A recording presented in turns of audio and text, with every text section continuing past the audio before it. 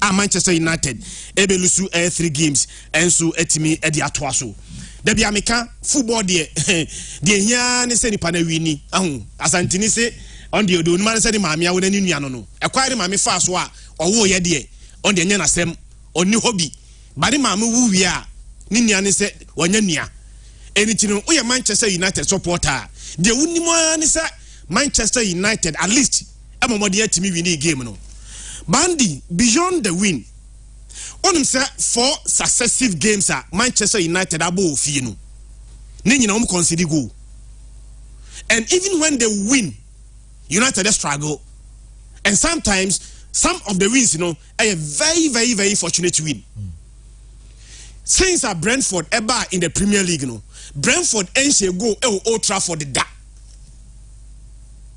yajitum say last year and the almost Manchester United 4-0 meboa but the 4-0 almost Manchester United no omo game Old Trafford etomba Old Trafford na go shekura ehun odin de ma Brentford but for the first time Brentford by Old Trafford ebe she go and beyond that almost go no ham say 26 minutes and Brentford she first goal omone Crystal Palace sa Abrante FN Joaquim Anderson go no share no and the eba minute say 25 minutes and Abrante FN Anderson share go Edema Crystal Palace Manchester United elusu 3-1 to Brighton and considering 3 goal but the first goal no Andy about the 20th minute and Manchester United considered the first goal against Nottingham Forest and the near fortunate win say ball 4 minutes now United at form 2-0 so bekaya Taiwo awon if goal no about things that the first minute second minute na Taiwo share first goal Edema Nottingham Forest and then 3 minutes later the 4th minute and a Willy Bolly and so share second goal Edema Nottingham Forest and the above 4 minutes now Manchester United no with a form by 2-0 eventually they won the game there but the reason why they won the game they said Nottingham Forest in a red card and Manchester United esa nya penalty Emma Bruno Fernandes everybody to at them Manchester United enra ayakwa say Manchester United fear they seem to be struggling enra esa to aso against Brighton 90th minute na game near 1-0 they were down by 1-0 7 minutes na referee did at the toss no Brentford they toss no 7 minutes and Manchester United through McTominay and so be share 2 goals and so Edema Manchester United all the 2 goals by in the 7 minutes na referee and so 8 minutes toss the many Adama Manchester United the medical can or man reverse the trend or man set a very unwanted record but 2 players are in the summer transfer window and United pamu and a combine Man United say the winning goal when the heady ball man McTominay Maguire senko muhu na di Maguire ni energy anka senko won kwa o jini sika no let enka Maguire koe and McTominay kura de coach ni kwa last season obo only 10 games and Manchester United or a player coach ni mpeno and then from the bench and it share 2 goals and so Edema Manchester United Andy onum say Scott McTominay Euro 2024 qualifiers na ye bono onum the top scorer I brand your friend Lukaku as 8. The next player was more goals in the European Championship qualifier. No, I brand your friend Scott McTominay was 8 goals. And then I said the rejected stone na and Manchester United rejected no and they save you coach no and boy now United the boy any day Andy they won the game but Nyamianum Ukraine cracks no are still there. United born no ensure that nefe. Na the say me yan say that bia me say repetibium Abrantie friend Onana a goalkeeper from Africa. African goalkeepers ensure they have opportunities our big clubs in Europe. Edika Onana any opportunity o see Academy Manchester United ne die.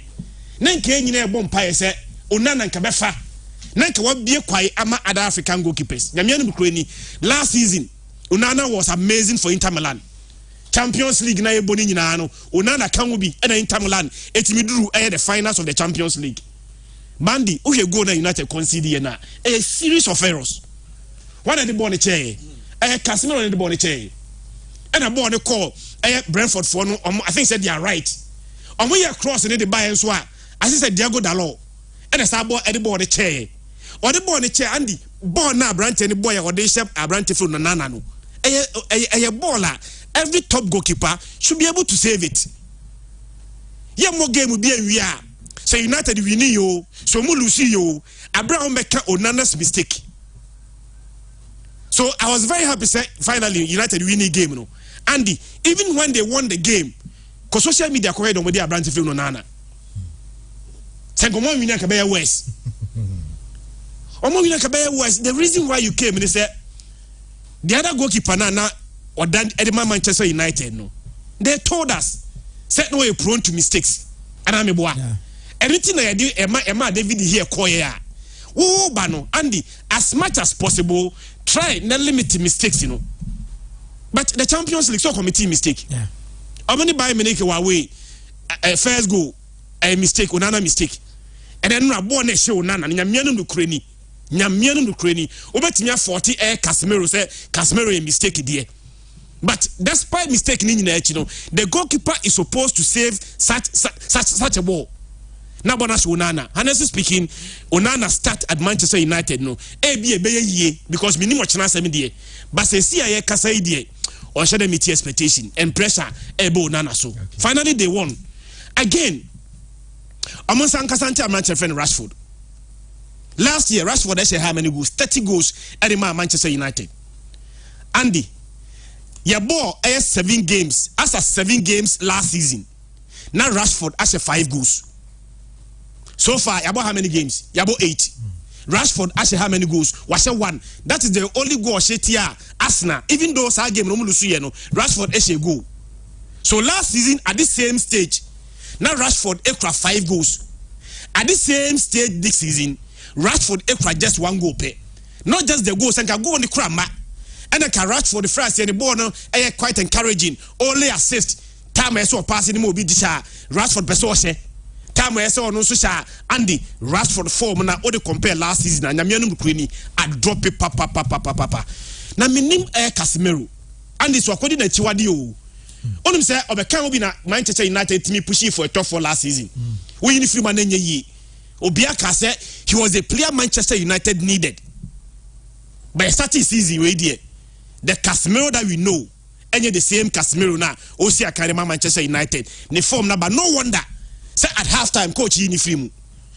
At halftime, and a coach Yinifrimu. Series of mistakes for Brantia, your friend Casemiro. Now again, coach so tam yano Odiebo. But the lineup na Majari. Enra, so T and Sufre. Or ye Amrabat every left back, meboa. And I do one boy. Amrabat free left back, no. And I then Lindelof, echo left back. And a Diabalo, echo right back. And a boy John Evans, and Harry Maguire as 4 and 5.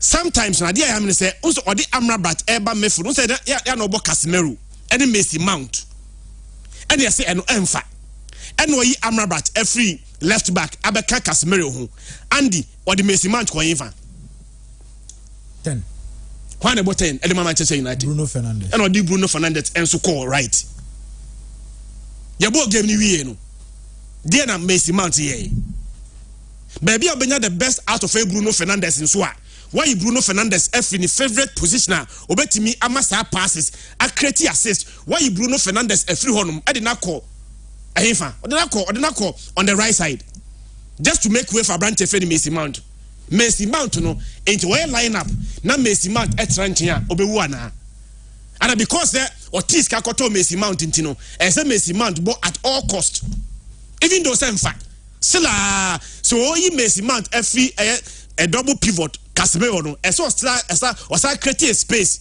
for Messi Mount no Bruno Fernandes every honum and then they call another position we know a winner Andy one show Abaka say aye but there are still cracks and they will need to cover it. Okay. Many Jadama Chelsea the reason is very simple only say I can say not Chelsea 5-5 you bought 5 games we no first 5 games not Chelsea I shall have many goals 5 no ma consider saying 5 no that position there no position no more but no points here 5 5 matches 5 goals 5 conceded no point points here 5 Now Andy, the last 2 games Chelsea now they 5 games. I said 5 goals no. The last 2 games in the Premier League, Chelsea has 5. Again improvement.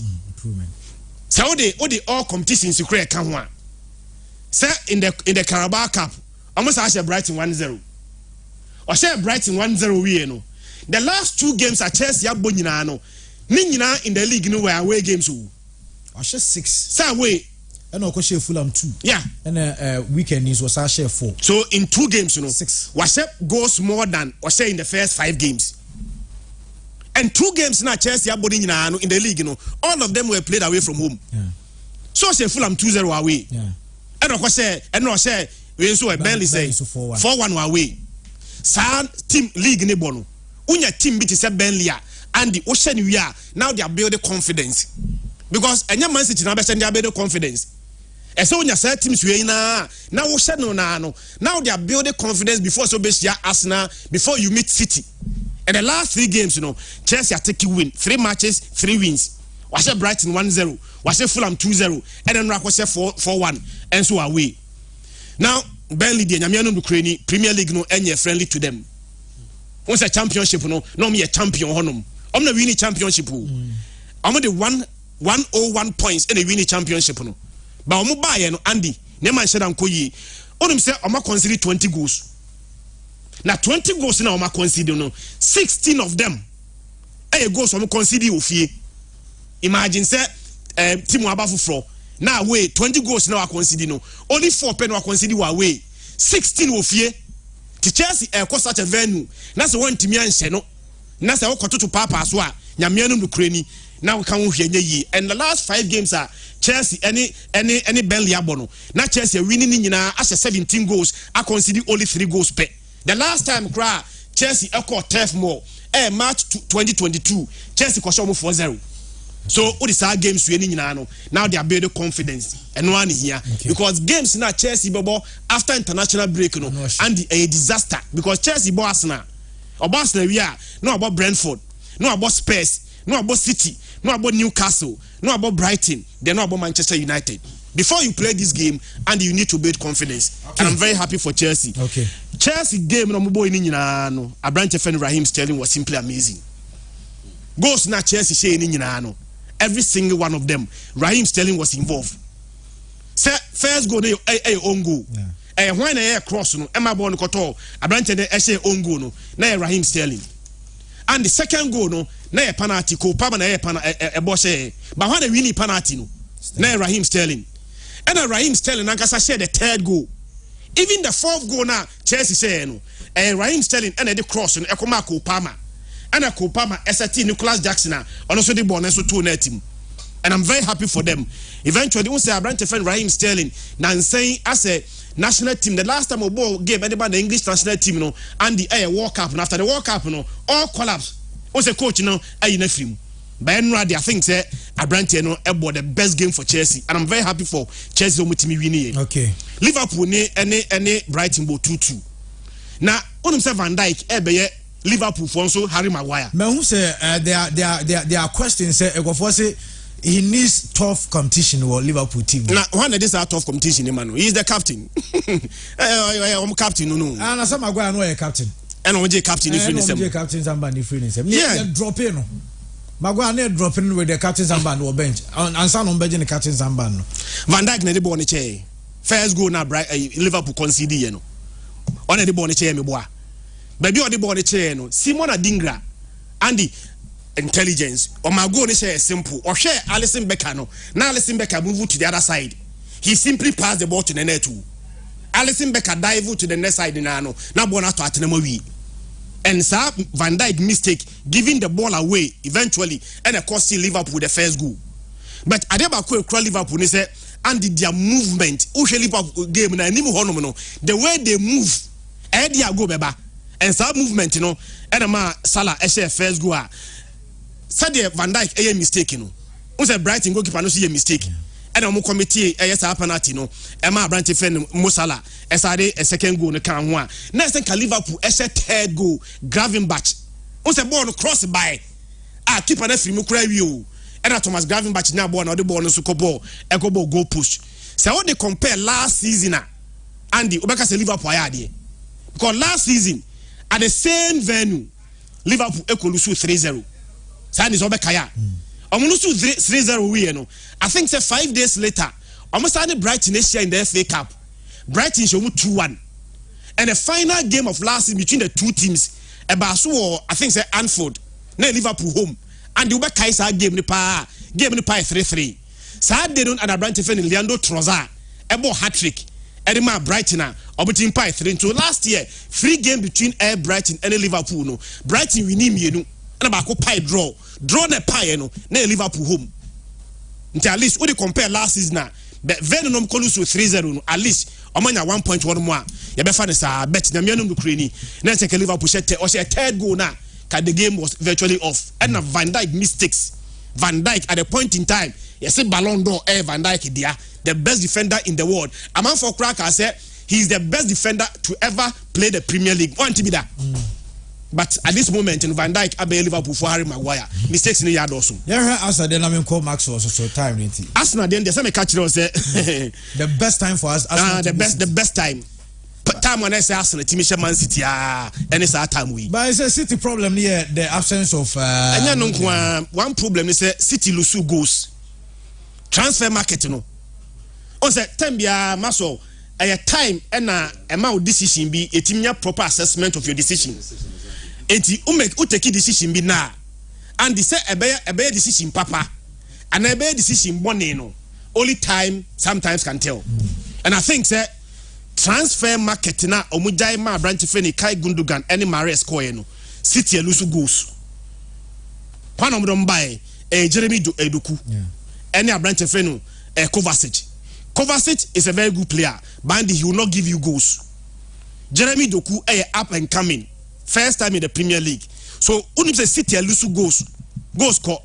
It is a Haaland the ball game that's one to me and Sha.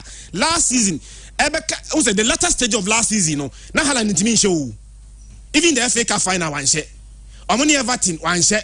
But Samre no, na Kai Gundogan and then they show goals to Edema City. One share na Hulu Avaras no more share. But some players now contribute 2 goals Edema City no and the transfer market no nyina akọ and for Fienso and Twata and Kevin De Bruyne and so any Rodri and so akwa Saturday me catch re o say Ocean City numbers na one shot say City a drop it because goals in the omo but all the compare last season at the same stage Saturday me catch re o na City attempt at goal after 7 games last season now 13.7%. This time, after 7 games, now dropping from 13.7% to 7%. Look at the drop. And again, SG expected goals. And the last season, after 7 matches, now is 15.65%. No, 16.65. This time, from 15.65, and the drop it to 10.9. And for the first time, Arsenal, City, for the first time since December 2015. Problem is very simple. The first thing Arsenal manage and say home games no Arsenal break. Ni nyina about on it. So Arsenal first game, Spurs go 2-2 me boa. They consider 2 goals. Arsenal Manchester United 3-1. Consider 1. Arsenal any Fulham 2-2. Arsenal consider go make Arsenal home games in Kwao. Against Fulham, Arsenal consider 2 goals. And the last home game, Nottingham Forest, Arsenal consider 1. Say Utimibo game etia Manchester United team we now consider 1. Utimibo game etia Nottingham Forest now consider 1. Ubo game etia Fulham now consider 2. Now say Ubo game tia Man City now ukipu clean sheet and the Arsenal yard clean sheet against Man City. That was a massive statement. Okay. Now the entire WK almost limited Man City to just 1 shot on target. Now 1 shot on target made the next one be a major. So bet me that two seasons here. There will be a proper understanding of the entire team years had. Last season, time Ben Arsenal every pan. Injuries next started. Time William Saliba prior. Now look at Saliba on Haaland. When you start Etienne the FA Cup. FA Cup no and the on any pressure making sure say all man space, all man time and a ball also cost right. He tried to make sure say obey winning ball no. And Saliba duels no winning say every single duel okoye bi o winning 97 pass completion rate. A centre back out defending against Haaland and commit a foul. And not a single time in the game and will be dribble pass San Abrantino. And last season time and ask in Ebreno time will pry. It is very important Sabrantino and so bet me fit no me ababesi akaim and so dem Arsenal. Okay. I was surprised to see Bernardo Silva playing as number 6 pivot. So her lineup now a Kovacic and Rico Lewis nebo double pivot. By yebo game no uns Abrantino friend Bernardo Silva na begina 6 wo. And Namiano Ukraini say o kan okre pa dia Abrantino friend Kovacic should have seen red. And only me had been tackle no. Na complete red card. Apart from that tackle no cry no. Only so sa kwaya tackle bia, only referee man yellow card. And on sa kwaya tackle bia, sa tackle no. Referee no anya general and command second book offense and go film. The tackle no were rash. Only me replace Rodri. Na me de bia makasa Calvin Phillips there and the acquire car. Because the Rodri no one must Calvin Phillips nebo. But coach no any GD or Calvin Phillips and obo Rico Lewis. And a branch friend Kovacic as double pivot. Meaning say Arsenal FA Saka. Once City the starting game very strongly. Next time Netanaki crash first goal at Man City. Arsenal lineup Nandi. Na me no Ukraine. Once the Zinchenko na ball left back. And obo a branch friend right. Once obo Fifi miensa no. Or the Jorginho in the Nigerian Fifi. I was surprised. And on the left side of the middle three, obo Rice. Ben White in the ball right back. And Odegaard a ball on the right side of the middle three. And on the Gabriel Jesus Ekojina Saka position ho. And a branch friend Troza a ball Martinelli position ho. Okay. And Obo Dinketia. My thing said Troza and game no so. Troza and so I wasn't surprised. Say coach in Frimu. And this will be a fitter. As will be a fitter. Their best three in the middle should be Partey, Rice, and Martinelli. Thomas our players in the Bemuno. Arsenal to control and go a lucky goal there, but go be a winner. They eventually won, and I'm so happy for Arsenal. So we keep on say I think that maybe for the first time in so many years, Arsenal may win the league. But City there, players never plan can be, but players don't more coin. City have lost goals. Maxwell, my memory of Kakrebi on the Premier League near La Liga, so Jude Bellingham, Barcelona's draw, and in the other games. Mamincha Reverend Felix Kessie or Peaceway Global Church. Okay. Reverend 8 years shown in live. And I branch about here from Frank or SIC from Utah. Okay. Monfa Barcelona win into my picture now the two, so that pictorial win of the offside. Offside, okay. I just mark here. BBK to Ebina. The Omo draw line. Yeah, the Omo draw line. Okay. On say Oshe adne clearly. Sani I can rule say to interfere in play. To interfere in nature saying.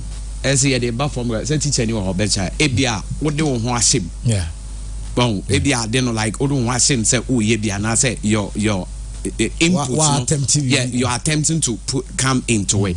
Into say, Oshe line clearly. Ferran Torres was interfering in play. Okay. Interfering in play doesn't mean that it's a cabo. Okay. But the action you make was born on the airban. I hope you understand. Okay. Did he make action or he didn't? He made an action. Action said no, he did everything possible to get the ball and the wing your ball. So he was interfering. Okay. It's not necessarily say it's a ball on a canwansa. So it's a clear case of an offside. Okay. But what I say, people feel like original sometimes to me offside position, but when you're offside. You won't interfere. You have the position of the ball. But that's what I say. And yes, any and Bobo and near pass near bomber while goalkeeper now strike and Kojina and for the 8 Rebecca so offside. So born in by it is the position of the ball near the way. It's way to make offside position. Not born ever. But that's what I say. But we interfere in play. I saw found when you say born crowd pay biaba. Ye bonnet bese qua a go. But we no or yes or pe ball ni biabo. Wabro Jina offside position. The ever say baby o Jana offside position or not. But be no offside position now in your offside, but born a ban. Or you're not doing so, Pebia Bana. And I quite a second image, you know, and when I'm saying, Uri. Yes, into this yeah, into here, just all per body, that is the action. So you are interfering in play. It is unfortunate, say, or no, MSA born, and a better has an entire clear case of an offside. Okay. A clear way, there is no dispute about it.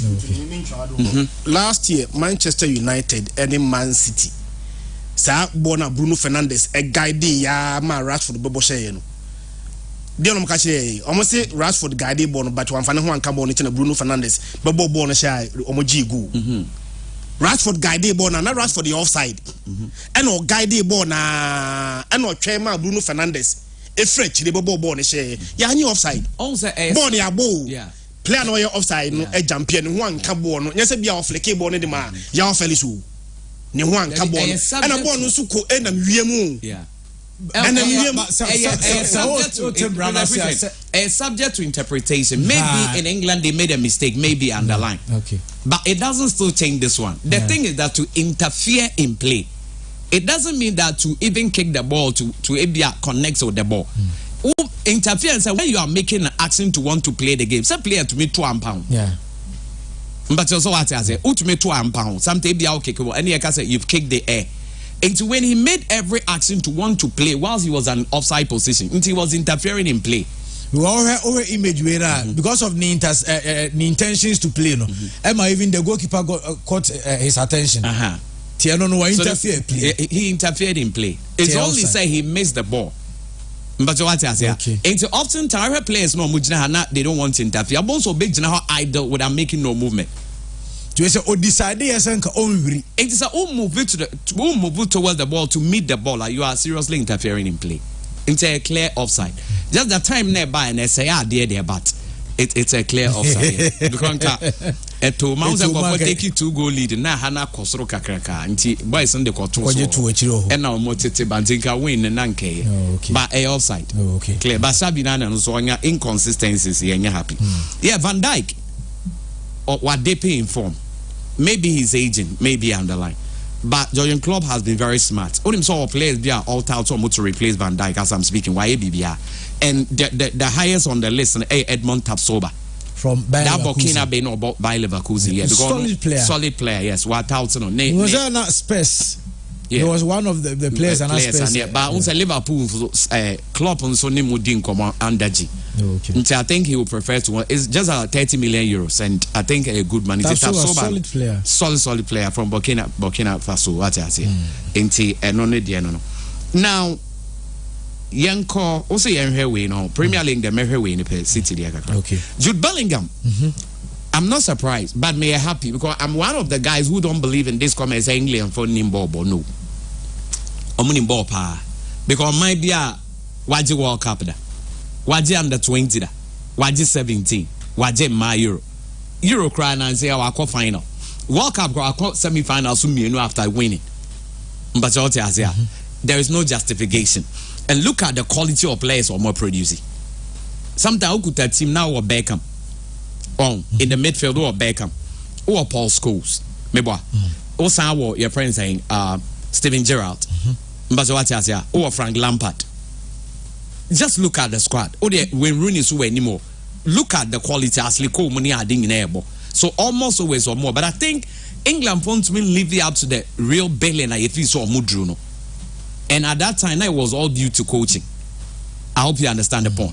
But players were mobile. Even at that time, Beckham, and almost always England, I was squad. And over Jude Bellingham, because over Real Madrid, Jonathan Woodgate, he was a big player. But unfortunately for Woodgate, I think of Spurs, no Spurs great. The first game also on own goal, no Sergio red card. So it was a howler. Then if you're on the treatment room, so in 2007, Cromwell voting as the worst signing by Madrid, by Marca in the 21st century. It's Woodgate, Diana Amweke, but about back to Tottenham, he was able to play. From there on, okay, Michael Owen. Owen went to Real Madrid as a Ballon d'Or winner. Most people have forgotten, so Owen J. Ballon d'Or whilst he was playing for Liverpool. In trainer Cristiano Ronaldo, so J for Manchester. That is the last two, England, or more boy, England. Now, he was just 24 years, no call Madrid. Also, that's an Galacticos, no, not team who Figo, who was Zidane, who were Ronaldo, winning out 3 Ballon d'Or winners, and then what team. And because of the quality, it's not on to win break it through. So Owen, what he did was not make it the bank. This was the team and Madrid Kuta. Owen was making the bench as a Ballon d'Or winner coming from England. But even with that one, the whole season in the league also 13 goals. So it was not bad, but about just one season.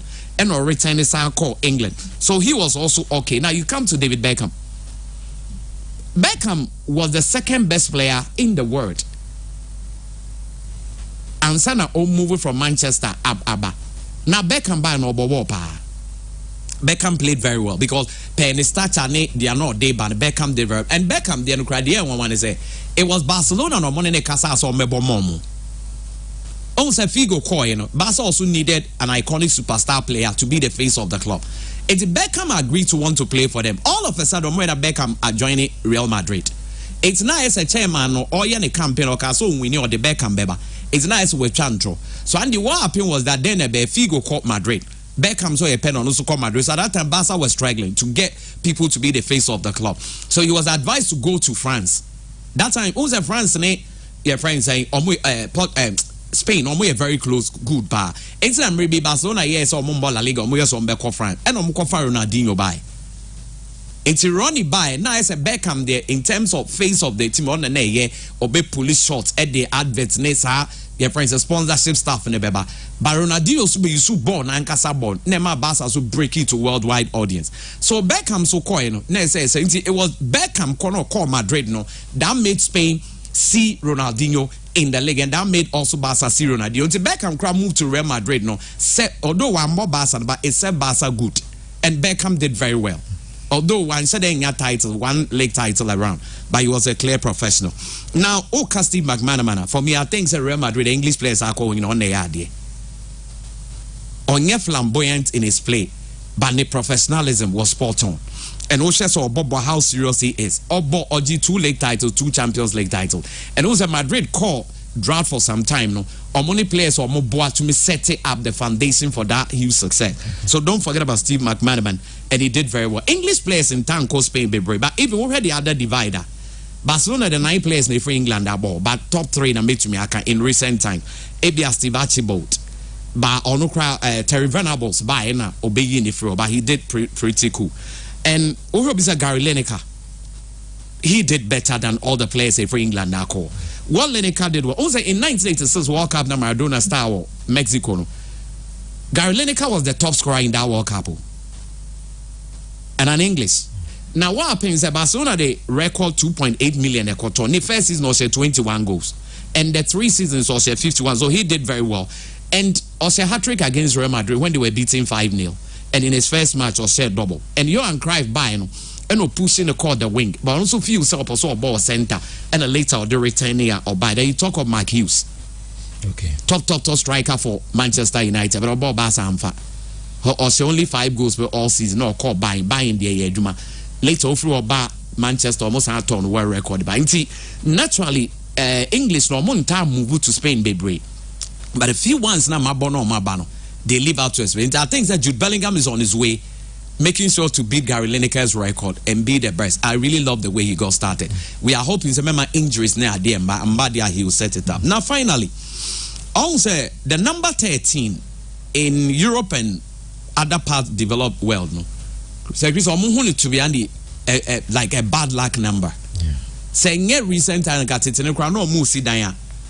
It has so basic 12 and Obama rooms in the basic 12 and I said Bebro 12. So the 13 have always been number be a bit of bad luck. This was a team that was beating 12 consecutive matches. That was very bad. Because now her coach now Teta the West meeting with any other coaching was that. But in the 13th they got a win. I mean sure I did. Ahead of the game now then like a boba. The Intiani say, oh say City ni form. Because domestically, no more lose to Wolverhampton Wanderers. And no more lose to Newcastle United in the cup. Yeah. Newcastle a team almost sharing easily, but they lost. Now, Rodri absence na a key because of a major part. Also, my coach be out. So, time our ball no tiny coach. Position now all bonnet there. It was so weird, BB. And that is what I love Guardiola for. Guardiola was a defensive midfielder, and or starting coaching when the defensive midfielders. Also, Munina exceptional. Baby or this Sergio Busquets by even look at Fernandinho and look at Rodri from nowhere into that position now no ball. We're making sure say also Guardiola 1992 Olympic Games there ball Spain they are Ghana call semi-final okay Spain they give Ghana free that tournament on the man of the tournament now not only Luis Enrique now was Spain national team no muye Ghana or semi-final kwa That time Masokuna Dumuni had that squad. So he really, and he was Barcelona's captain. In the defensive midfield, he was very solid in there. So Rodri Frina Wefrimino was a major problem. Ebi Abeka saw a one player, but the question is that in those 3 games, including Arsenal, the Rodri and Fichano, they lost all. What's I say? Okay. So that underlying Rodri ne went to 1 year Rodri absence, people raise questions. And the last time Olusu 2 Premier League games back to back, this is what happened. Olusu to Wolves 2-1 were away.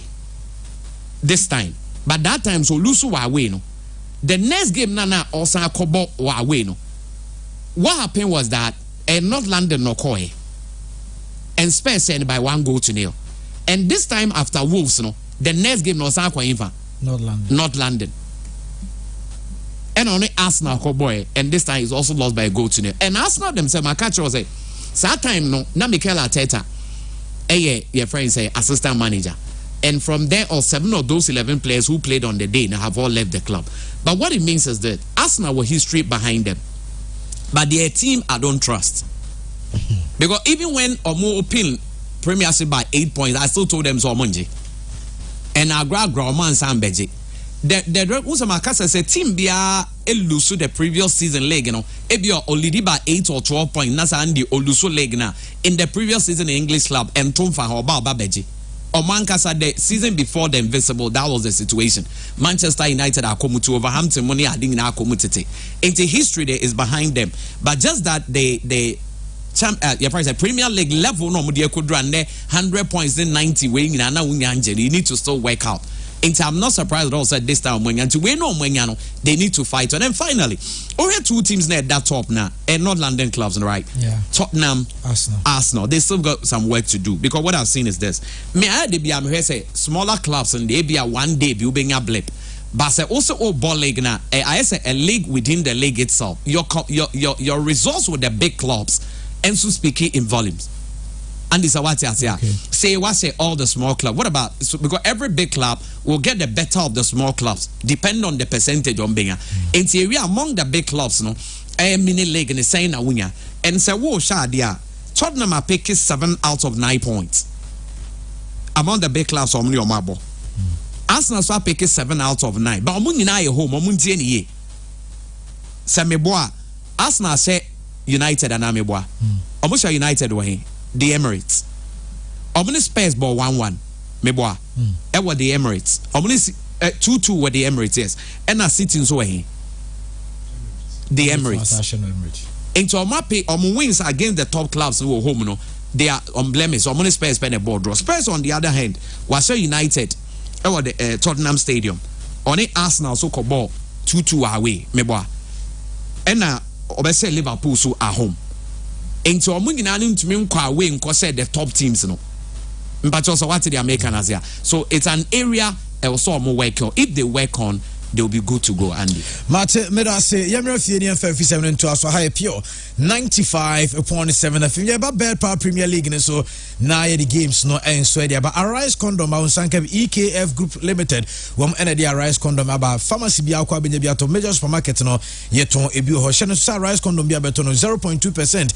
Ye Edebois Ekunafo, main office no Boise, and East Legon for 0533550003. Neja would the Sans and a Pepsodent. And I be true, say, oh, sorry, pa oko den numera for choose now no enti sabo Emma was saying AF come a Pepsodent shop be a moko be ato your Pepsodent Chaco White any Pepsodent herbal toothpaste Pepsodent yes every smile matters. Alaska Star Enterprise SM open a blind curtains open bear spread modern TV stands TV backlight bedside lamp sofa covers decorative watches any air flowers plastic wardrobe center meat PVC floor tiles carpet artificial grass any PE foams no we do a doom opposite Prudential Plaza first floor Mrs. Anoche Plaza Horman of Mwana Fiakra Tito Lane and if you do opposite a MTT the office no 0256-330-075 yeah game no and to us our bed power Premier League Diana Stars and I know actually Brekum Chelsea Esho me kaba ko man timi anti Isaac Minta and a share the only go in that game Samson Bechem United and so tenefi media Sporting Club Eko share the Kano ayemieno Emma Bechem team back with Cephas Mountain share first goal Edima Bechem Jonathan Sowa and Ebenezer Nkrumah and share 2 goals never mediema.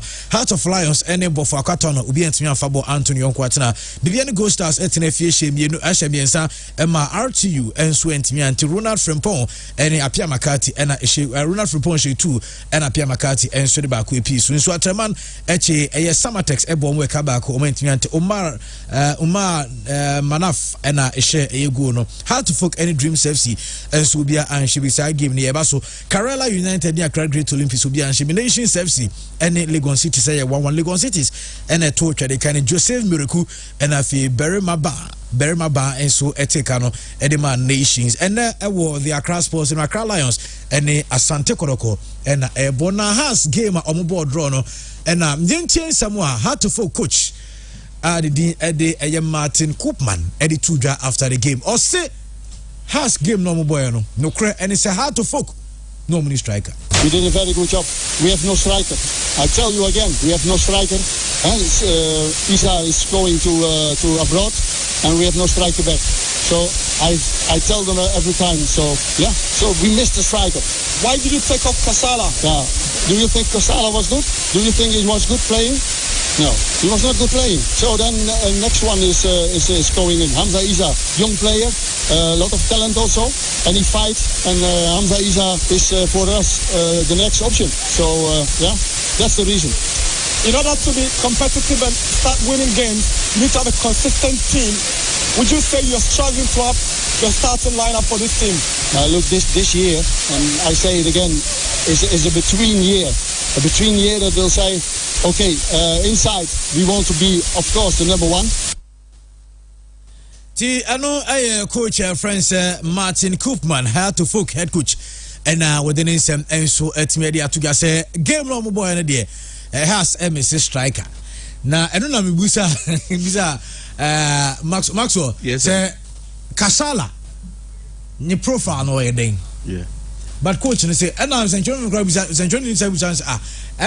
who Mrs. Striker but our striker didn't want to say if no Bisa ti Kasala the born and no born when I offer say now Bonnie man or until we in film how to folk yeah Kasala one net now how many other goes to be friendly matches say hard to folk now nani ade hard problem they go beyond Kasala.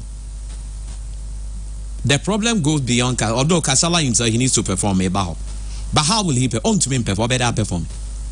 How can we to perform? Because this thing has gone on for well over God knows how many years, and it's been same all the time. So it is not a place. And now still also because a players in a training year. In the house your top player be on to mean training mobile. Now Real Madrid cry yemo. And the assembly cano omunti and you. It's not about the award doing you, it's about the reality. There is a problem. And Andy said, oh yeah, they physically are not, then still what for solution you need to look for the spiritual aspect of it. And now can listen. And then a house will give spiritual preseason. Spiritual preseason. Oh, call spiritual home. No website about Facebook. No beer. And I was on here.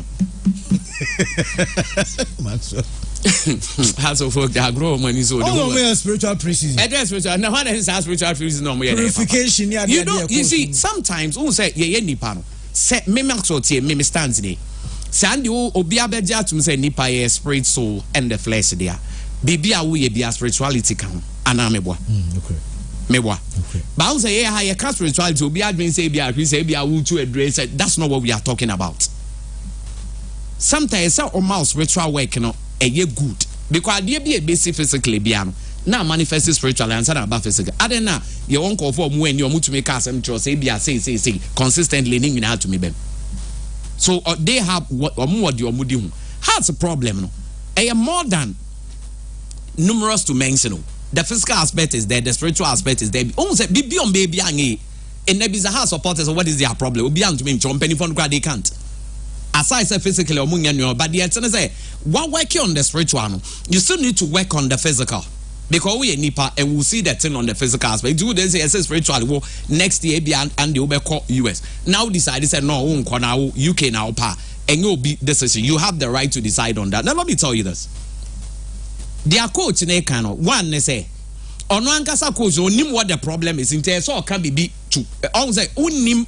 I say wako exam near mouth question now, but Chris said, oh, you don't even understand the question, but you want to write something. I don't the day, with all due respect, Mr. I'll be real, what wrong was him. And this is what my argument, Nasia. Yeah, because you also only striker. And I'm a boy. 90 any teams are into their striker and say, go, you need to make midfielders in Shegu, defenders in Shegu, ball penalty. Kasala not on your striker who has scored half of for goal. Kasala. Okay, friendly matches now coach Ben and the players in the ball. Yeah, Martin. It's a woman and say goals. Kashala. Like players and yet the same players never say go. It's other than friendly matches in the Oshego and the on carry. But league no Oshego they also need striker. So he's a confused Bruni or no him the Oka. Because on to the air corners, but so can be. Meaning so what's my argument now make anasia. Or see Isaku Kako into only striker and the player. He is now also blaming the players. And they were hey. Small boy no ba aha maha me sa ade no met na pide we so nko boss abo we as bills and amon kan kire no say nyesa airtime ye to me jank airtime ye demand ye be sa beji ha de you can't do that we ball bi obo ben yo no eh agofi agbesi me we has is that obe comment na course asabe wakofo obi ire ana ade andi wan hwe ball ni bi ana David Cause as a Christian near Bonnie Dean or has a couple blast a few years or year ago. David cause I say men can say a beer, Wakofo being no BI beer and no BI beer to nature. Born no burning it, born on boarding a house but just 5 minutes.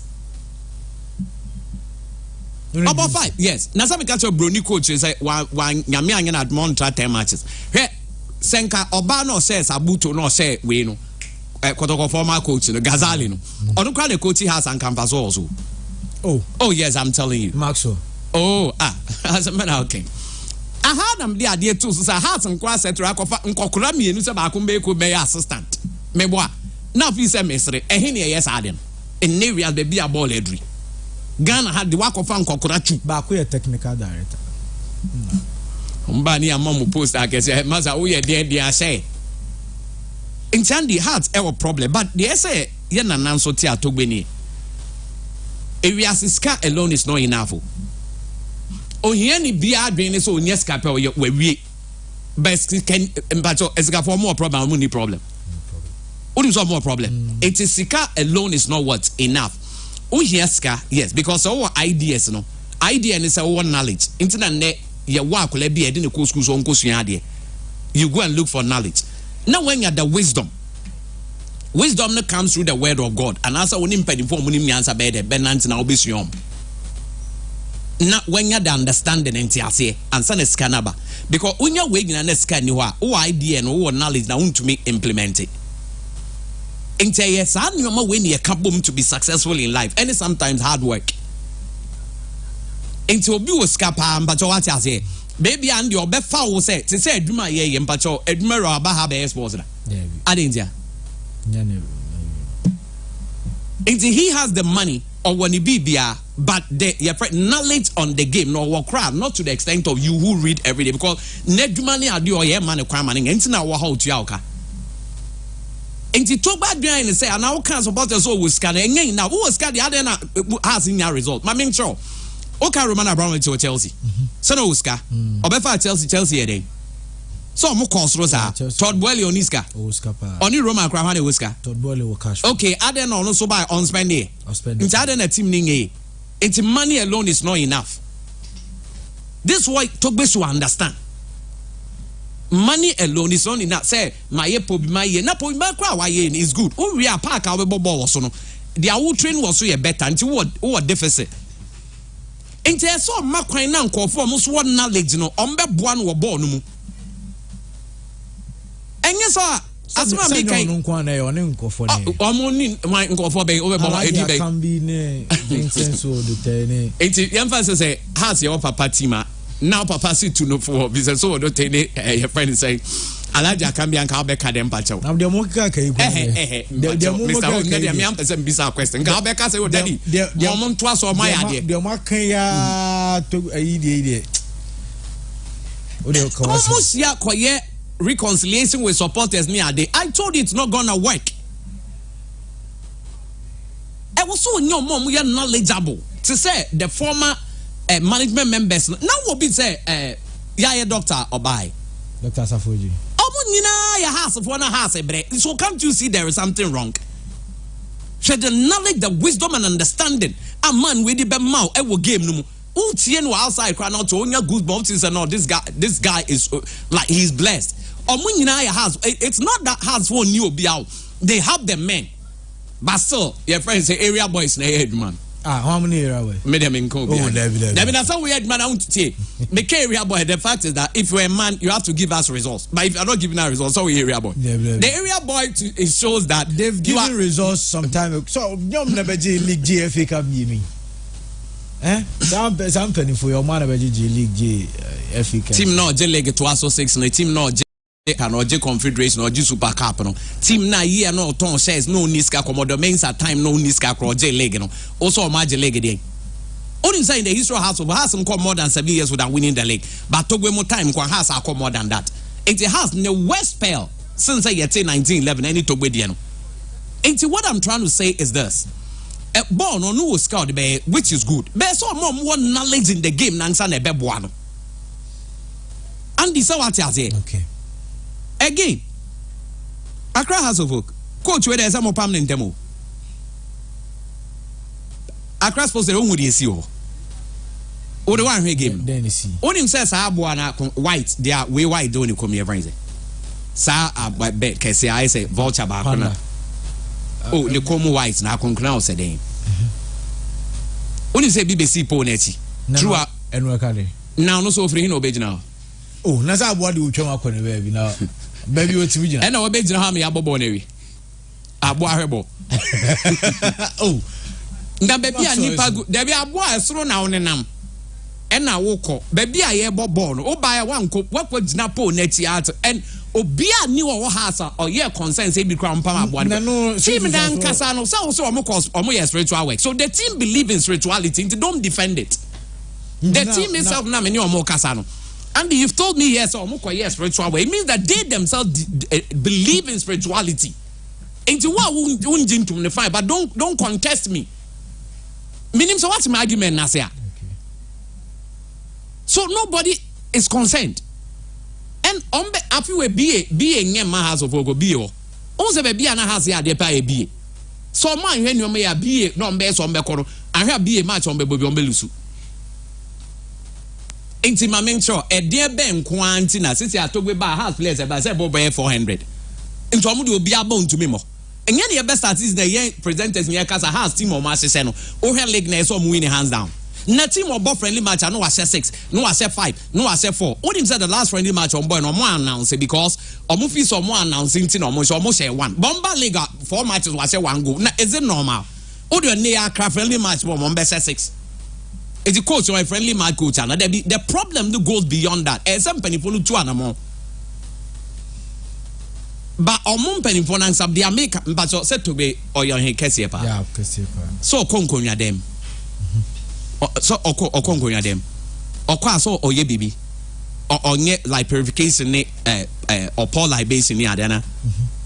And on the barrier. And the Togo himself believes and knows what I'm saying. But that area would have some moody diagram. Oh my home back say, oh, ye be your boy. Because I ask the teams in get one job when but a reality they don't want to face. All the Saturday may be a reality they don't want to because I said they are doing certain things wrong. And the way or more you know kunipa or Ghana how. Also more makuma se born I didn't call ye pen why bas a moon yes a bimunya we bimu secretly want it. So what they are doing is very bad. It's a house of folk command set it up.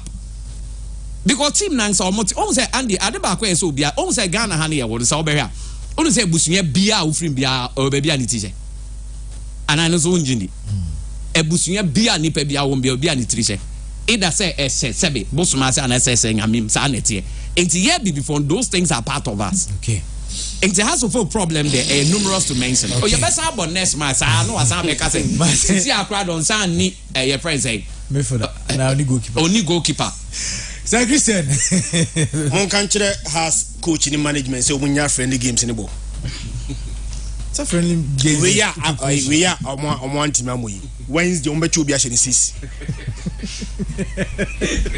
And yes, I know me. And also I maintain Ombo game Ombo RTU game we omulusu 1-0. The following Wednesday no match will be no actually in the 6. Friendly games. So all this Wednesday after R2 game in the Bekanwa has about 10 friendly games. I said 29 goals. Kashala Wanet 9. Friendly games. Now about friendly games now says yeah. Now raising the expectation of the supporters. The supporters in the preseason, no. And raise your expectations. Say the season ready. Ebe you. Messi Andy. Na se some back with your manka has ball bofu wie no almost a ball friendly games bi share mu e share 1-0 omo anka ade tumbo friendly games say goals games bo mo ntimi share no akobọ 10 games in the preseason 29 goals una betwa ima Kashala Wanet so obo hat-trick miensa obo brace be 5 o man be 30 goals Kashala Wanet na say ehun so Darling Paul so ne Kashala Wanet say Max was Darling Paul na be da coach no obi bisas denti oyi Kashala Wanet free mu a the answer was that board na Kashala Wanet ebo no na wo obi sa na sa question no wani je ho na me dey me yare say on say the bia you see a problem then no one solve the problem no last season ka has equal relegation okay yeah it got to a point now has a candidate for relegation numbers in the Nankama has equal relegation last season 34 matches has actually 32 goals less than a goal per game season ye twe yawo you bought 34 matches you bought 34 matches no now has actually 32 goals and the area when say has actually 32 goals in 34 matches no has conceded 37 meaning say the goal they conceded no now more than the goal that they scored or the emphasis goals has conceded on tonchain never has goals or 32 goals in 34 matches average less than a goal per game so far has about friendly games now almost has about 4 games into the season has actually 2 has I said 2 goals 2 any I say 2 na has I say I think she has a grand say 2 has I say 1 go and make Kashala na say Kashala bono it has 1 goal in 4 matches better than last season crowd say no the trend way cause one shot you 34 matches no now has I say 12 goals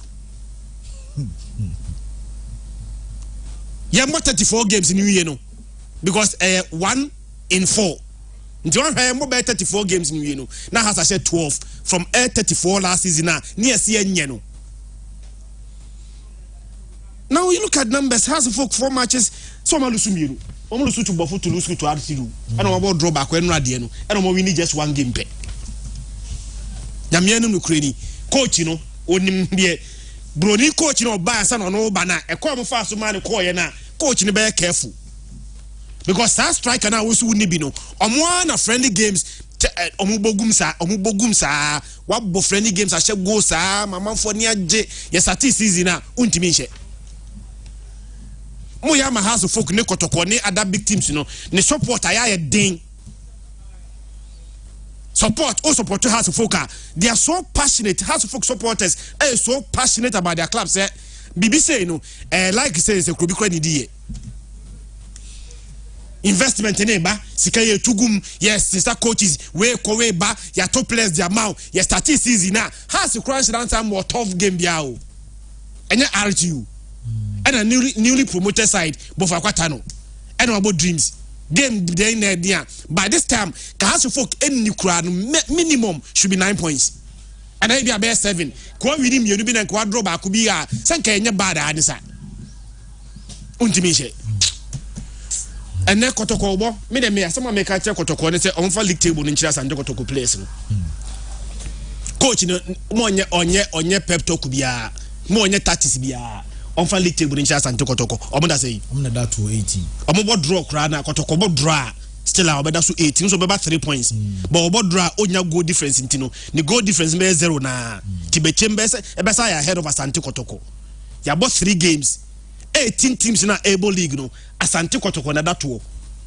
coach ni wo bibi obaka na on printing league table no nchema place no but again remember BYT is near but mamenye we quick one from Dr. Dawood Asweye na ansana maba bright boatela so for enterprise and so no about duvet bed sheets sofa chairs doormat blinds and table mat mop pillows and curtains ufie no pese be sisi ma wa home deco Feleboa enterprise so mo adum around Boss FM Mrs. Anoche Plaza hono ma baby omoton gas no mo wetin from 0265532005 now the Feleboa enterprise and so edin komo yen call Dr. Dawood Asweye na yen komo kakra mesaba na abeto go say LC aka coach Ignatius enso ho asem Sudan adwuma no coach Kwesi Apia ni tima on the ko fatao da mudi apiem na Ashanti region enso ehye bro half ewene the KGL Foundation Inter-Regional Under-17 Coast Championship Kumasi Nra and a man so under 24 so Korini wa Guinea Bissau ni nyina no ye ba be ka ho asem ria e wo kwaba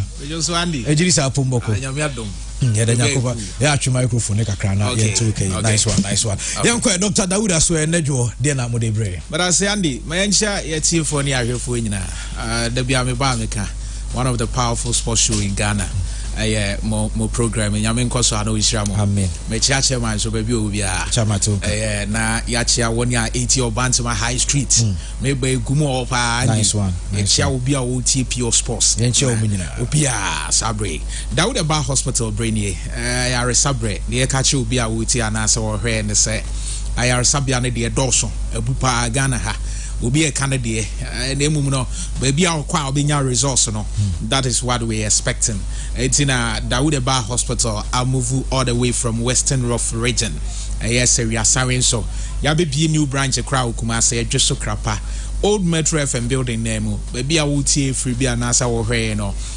ya wa Adweso Krapa Metro FM abrosan na kanena Metro FM mu no sa abrosan ne mu na Dawood Eba Hospital ya wo ye adwuma joda kopem memenda ye adwuma no pa no so na ya hyase e kopem anwumre no num until so obi obeba betwa to ho and ye say 8 p.m. kra o say we obi amani wie enti ba bia wutie pure sports every bia no yare de enye de ebeba men ka say nipa metena ho the whole year ebra men yare obi mo yare mobi na emum no ye ka say obi o per sports pa otie sports nyina na dwen wa echi e sign na yare a o yare nti enti Dawood Eba Hospital ka kire wo say